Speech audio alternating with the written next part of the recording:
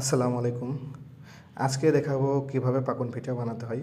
পাকন পিঠা বানানোর জন্য প্রথমে ময়দা গরম পানির ভিতর নেওয়া হয়েছে। গরম পানির ভিতর ময়দা নেওয়ার পরে দেখেন ভালোভাবে খুব ভালোভাবে মেশাতে হবে। যত ভালোভাবে ময়দা মেশানো যাবে তত পিঠাটা খেতে হচ্ছে মজা হবে এবং সফট হবে। আর ময়দা যদি ভালোভাবে আপনি না মেশান তাহলে পিঠা খেতে হচ্ছে সফট হবে না, পিঠা হচ্ছে হার্ড হয়ে যাবে। এরপরে ময়দাটাকে হচ্ছে ডো করার জন্য নিলাম। ডো করার জন্য দেখেন খুব ভালোভাবে ডলা হচ্ছে এবং এবং এর ভিতর ডিম দেওয়া আছে। ডিম দিলে পিঠাটা সফট হবে ভিতরে অনেক, এবং যখন দুধ দিয়ে পিঠাটা ভিজানো হবে তখন পিঠার ভিতরে দুধটা ভালোভাবে পৌঁছাবে। খুব ভালোভাবে এটা হচ্ছে মাখিয়ে নিতে হবে, অনেক ভালোভাবে মাখাইতে হবে। যদি ভালোভাবে না মাখান তাহলে সব জায়গায় সমানভাবে ডিমটা পৌঁছাবে না।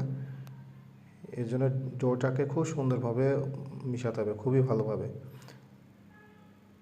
ডোটা ভালোভাবে দেখুন ভালোভাবে মেশানো হচ্ছে। ডোটা ভালোভাবে মেশানোর পরে যখন ডো রেডি হয়ে গেল তখন হচ্ছে ছোটো ছোটো করে টুকরা করে নেওয়া হচ্ছে ফাইনাল পিঠা বানানোর জন্য। ছোটো ছোটো করে আপনাদের পরিমাপ মতো নিয়ে নেবেন টুকরো করে, এবং এরপরে হচ্ছে দেখেন পিঠাটাকে একটা চামচ দিয়ে ফুল বানিয়ে নেওয়া হচ্ছে। এবার মাঝখানে ছিদ্র করে দেওয়া হবে। পিঠাটাকে ফুল বানানোর পরে মাঝখানে দেখেন ছিদ্র করা আছে, যে পিঠাটা আরও সুন্দর হয়। আর দেখেন আস্তে আস্তে অনেকগুলো পিঠা হচ্ছে বানিয়ে নিয়েছি। এবার হচ্ছে পিঠাটা ভাজার পালা। পিঠাটা এবার হচ্ছে ভাজার সময় তেল দিয়ে নিলাম, তেল গরম হয়ে গেছে। এবার পিঠাগুলো হচ্ছে তেলের মধ্যে ছাড়া হলো।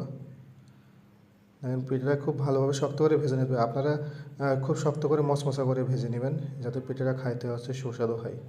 এবং মচমচা করে ভাজলে কী হবে, যখন হচ্ছে দুধ দেওয়া হবে দুধের ভিতর দিলে তখন পিঠাটা হচ্ছে।